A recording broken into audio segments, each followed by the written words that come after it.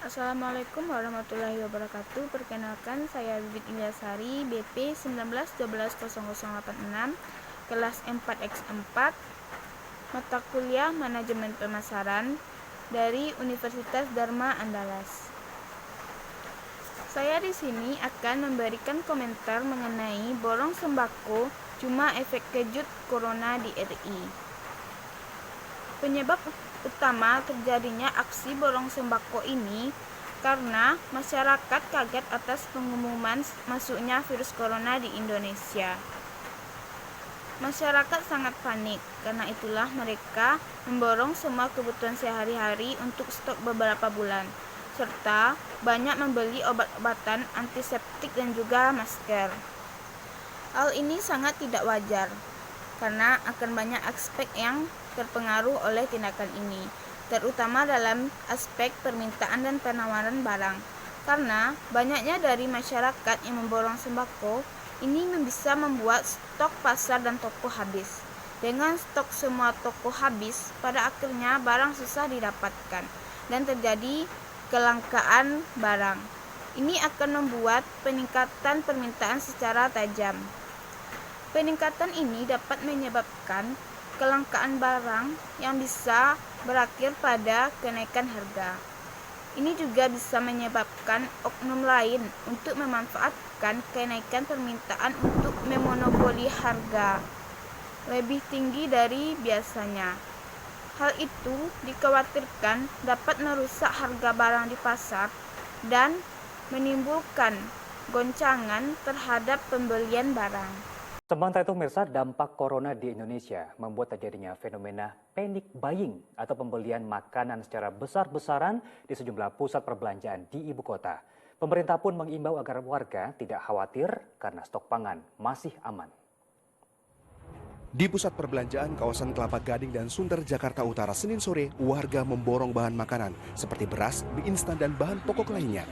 Bahkan sejumlah rak sayur mayur kosong karena diserbu pembeli. Lorong-lorong toko pun penuh sesak.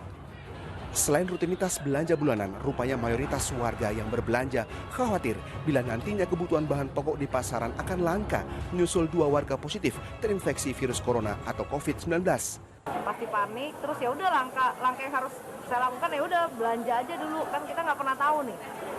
Gitu. Sekarang mungkin 2, besok itu aja sih. Perlu waspada aja sebenarnya sih ya untuk virus-virus corona. Tapi kalau kita badannya fit, terus kita lebih sering olahraga, ya kita nggak usah perlu khawatir lah berlebihan.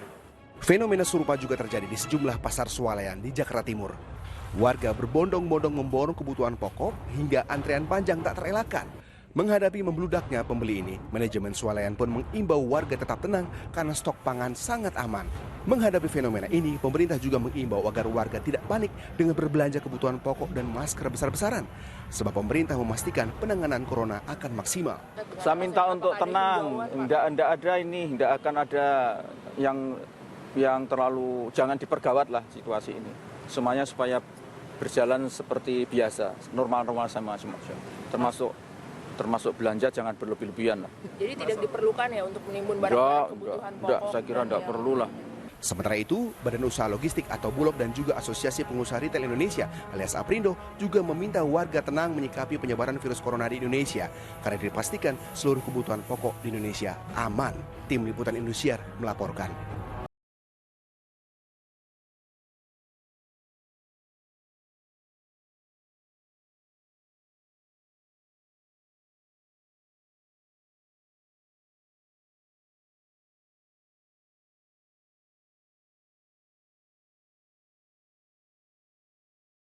Solusi untuk mengatasi permasalahan ini yaitu membangun kembali kepercayaan publik dengan cara memberikan informasi yang jelas kepada publik terkait virus corona saat ini.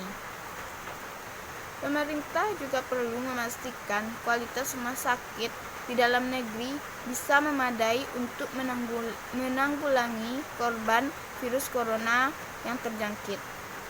Pemerintah juga perlu mengevaluasi kembali sistem deteksi atau pengawasan kesehatan di bandara atau transportasi lainnya. Sekian penjelasan dari saya.